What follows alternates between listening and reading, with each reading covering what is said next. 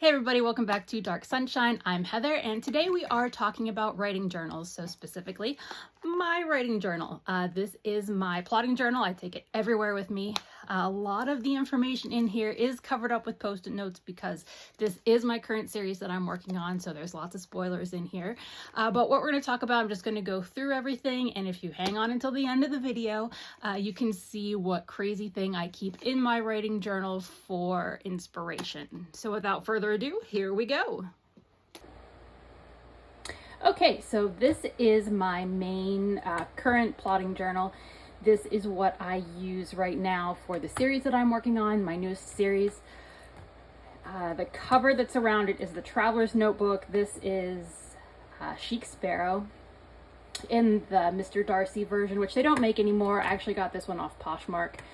The Charm, which is a bow that's not bowing particularly well, but this is from Villa Beautiful, which is one of my favorite pen shops.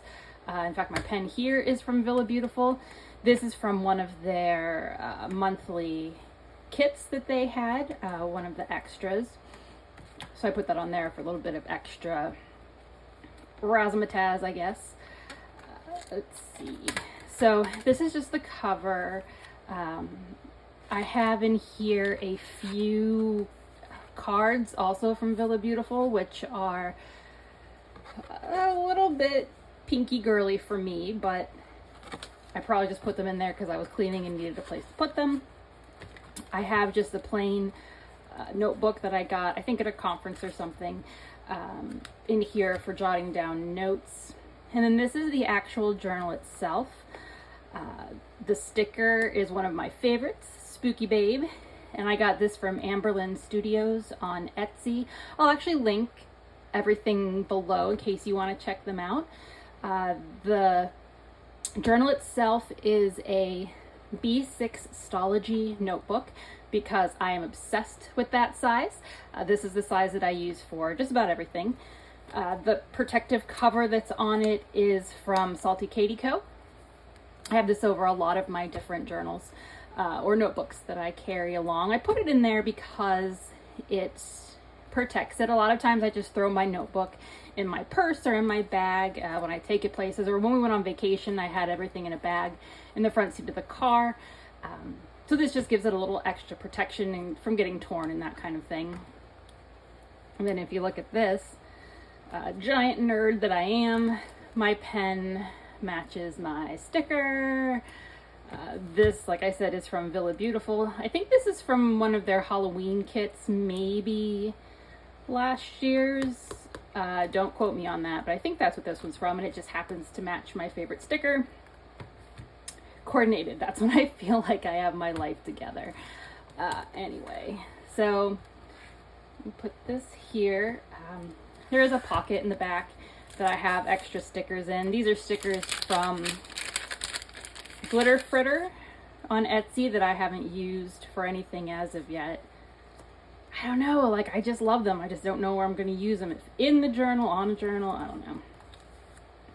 They're super cute. Okay, so let's see. So here's another card that I put in for a little bit of decoration. It's holograph. This is also from Villa Beautiful. This was from their Halloween kit, not this past Halloween, but the Halloween before. I think it came with a white pen. I don't remember, but I like the vibe it gives. I have matching washi tape for this as well. So I actually set my journal up a lot like Sarra Cannon does. Sarra Cannon is an indie author. She runs the Heart Breathings YouTube channel. She's amazing. I highly recommend, if you are an author, either a published author, you know, continuing to work, or an aspiring author, that you join her Heart Breathings or her Sarra Cannon's Coven. She has, if you join her newsletter, you get all kinds of resources, different workbooks, different, you know, things like that, which are tremendous in helping you organize yourself. She also has, hashtag not sponsored, she has a program called HB90, which is a way to organize your to-do list, also fantastic. Probably one of the best courses I've ever taken. Okay, so hashtag girl crush. Anyway, so these first pages, I wanted to put like different quotes that resonated with me. This one says, "I'm a writer, not a serial killer, despite what my search history may lead you to believe." Anyway, so I have some different blank pages here to add in later. This is my list of characters for my series. And this washi tape is also from Villa Beautiful. It was with this past Halloween. And it came with a coordinating thin one, which I believe is right here. And so this is also, you know, if this page here is for my main characters, this is for my side characters. So, you know, that way I don't forget. And I put at the end which book they're in, because, you know, this is going to be a 12-book series, so there's going to be a lot of side characters, and I'll probably need more space than this, and that's one of the things too with this journal, is that it's a little bit, I think it's a little bit messy. It needs better organization, but I'm starting a new one for a new standalone that I'm writing, which will probably be in a future video, and it's going to be a lot more organized. But matter at hand. So this page right here is supposed to be my sprint tracker. I'm really bad at tracking sprints. This was for book 1 here, and I put the washi tape here because this is book 2. But as you can see, I have the dates, and I was going to do, you know, multiple sprints per day. As you can see, this was in November, so, you know, I was trying to get as many words in per day as I could. So I've got my date, my number of words that I wrote in that particular sprint, and then the document total. So I had a column here, and delusions of grandeur, columns on the back. Flipping back over here, I mean, the book is like 90,000 words. I just stopped keeping track. As you can see, I was starting, like, I want to say on chapter 3, and I was going to keep, you know, start keeping track to see how fast I was writing, that type of thing. Never happened. Best laid plans. Anyway, so a lot of these pages are covered up because this is the actual plot of book 1 and book 2 of my beat planning. So the way that I organize when I write is, I used to be a pantser. So I would just do my writing, I'd sit down and just write whatever came to mind. But the problem with that is that I'm also a very slow writer. So just sitting down with no plans whatsoever and just typing, you know, that it took me a long time to finish anything. So what I do now is I do a lot of outlining, like crazy amounts of outlining.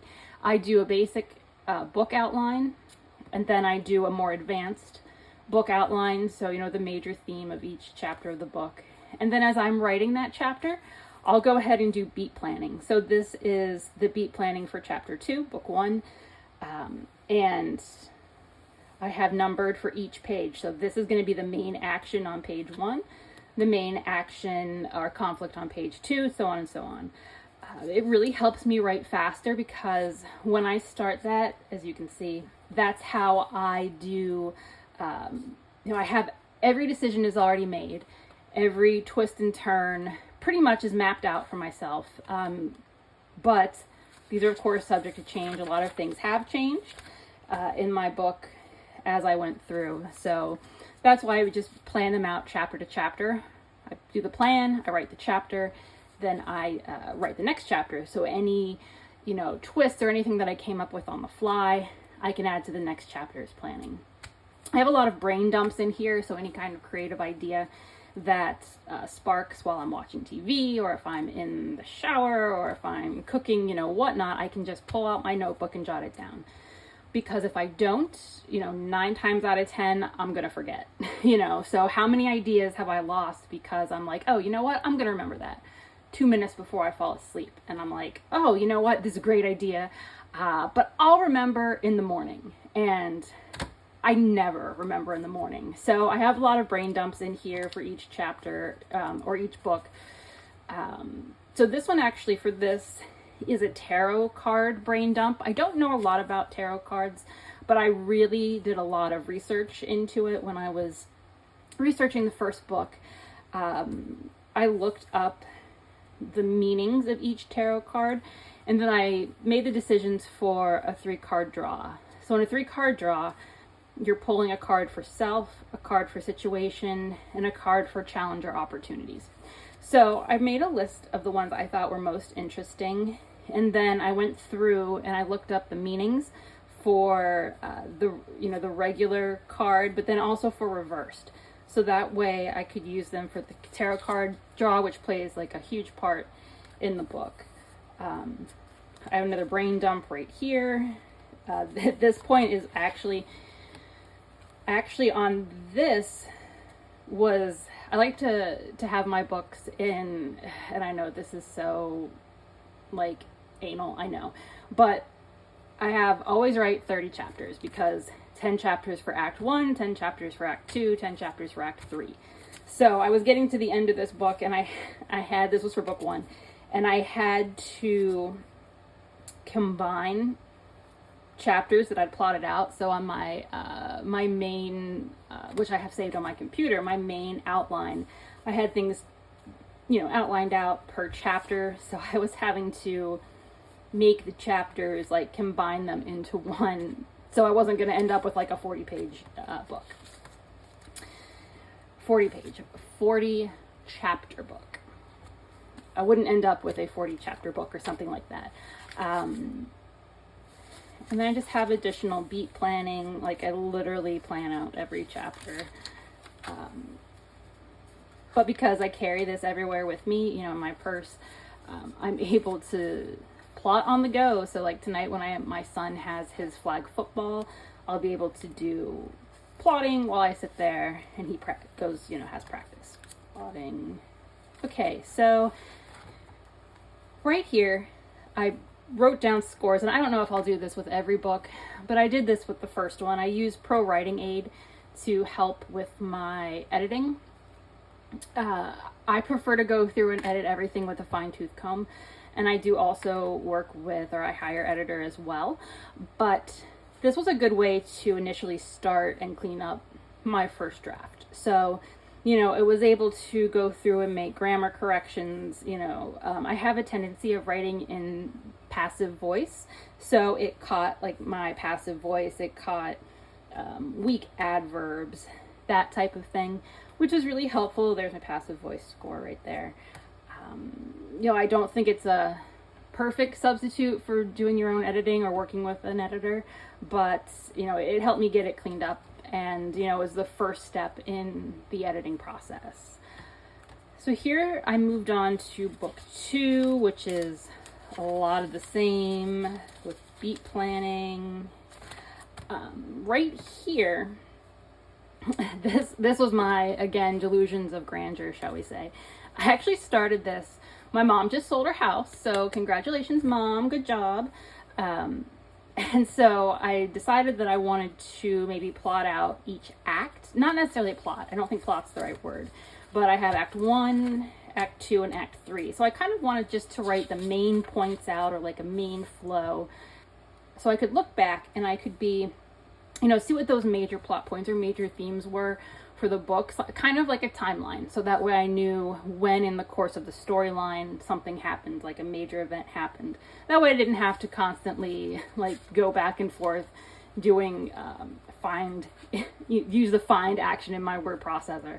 I could at least do that. But like I said, I started this at the closing because I went with my mom, and this is all that I wrote. Like, this is all that I managed to get done. So kind of a fail, but maybe I'll come back to it. Here's a brain dump. And then I've been trying to use some of the stickers. If you saw the Temu haul video I did, you know that I bought a ton of stickers. And so I'm trying to use them. I really liked this one, so I put it in there. More beat planning.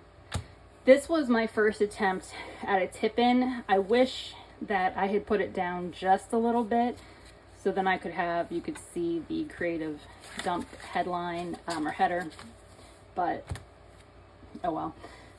I got this paper from Temu, of course, and this is, I wanted to put a creative dump, so things that are inspiring, These were just song lyrics when I was writing the other day, and I just kind of jotted down.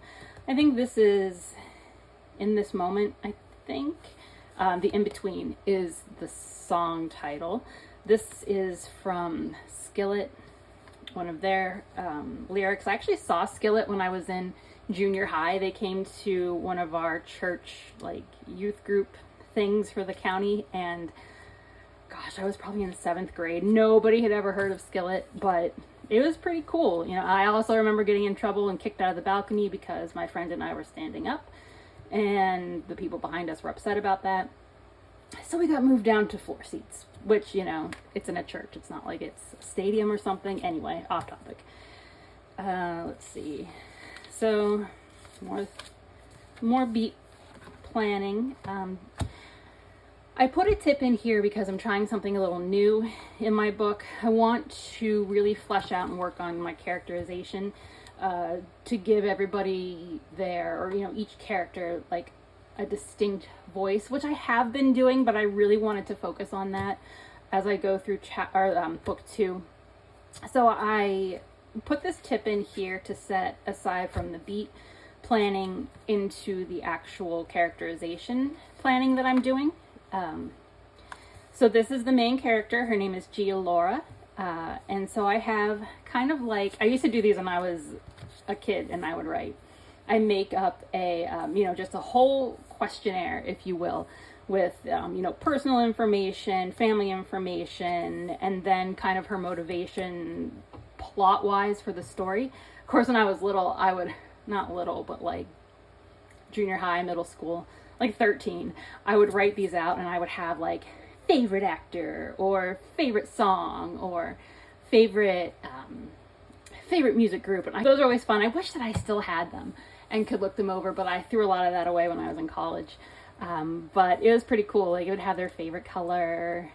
I always had, like, I was a big boy band listener. I still am, but my characters would always like heavy metal, or their favorite group would be Bon Jovi or Smashing Pumpkins, you know, stuff I didn't listen to, but I thought was cool for a character to listen to.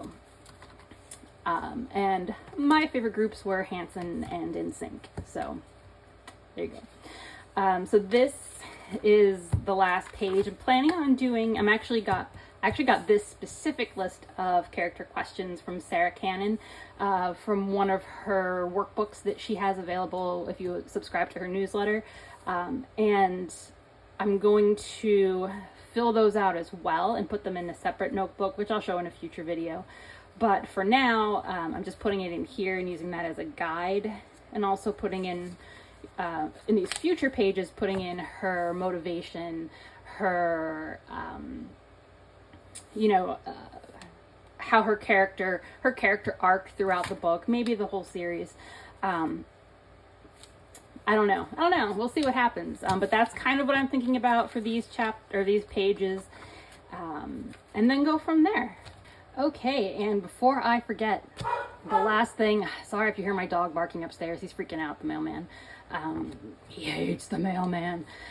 Anyway, so the last thing is the random thing that you'll never guess that I leave in my writing journal. So it is, drum roll, please.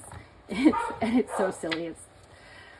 I have a card of Gary Rossington from Lynyrd Skynyrd. He's like my absolute favorite. He plays the slide guitar on Freebird, but he is just like, I love him. So I got this from eBay or Amazon, I can't remember, but I put it in my writing notebook or journal just to have it in there, so I didn't lose it, or it didn't get bent or anything, and it has stayed there ever since. So, you know, I love him. So that is my writing journal, and it is absolutely, I don't know what I would do without it. I will link the products, everything below that I mentioned. If you want to check them out and pick anything up of your own, you can take a look in the description below. Okay, so maybe it wasn't completely crazy and out of control, but I love Gary Rossington. This is going to be on my wall just as soon as I get Project Alpha underway, which is redoing and revamping my writing office, which right now is just kind of a catch-all for everything and all my kids' toys and my mom's moving stuff and all kinds. But thanks so much for joining today and going through my writing journal with me. I hope you learned something. Hope you found some new shops to look at, some new writers to follow. But go ahead, like and subscribe here for more craziness, wackiness, and Gary Rossington. But next videos, I'm thinking what we'll do is go over my ideas for the writing cave, Project Alpha as we're calling it, and then maybe some more on my upcoming better organized writing journal for my new historical fiction standalone, which there'll be plenty about it coming up soon. Again, thanks so much for joining us. I'm Heather, this is Dark Sunshine, and have a great day. Peace.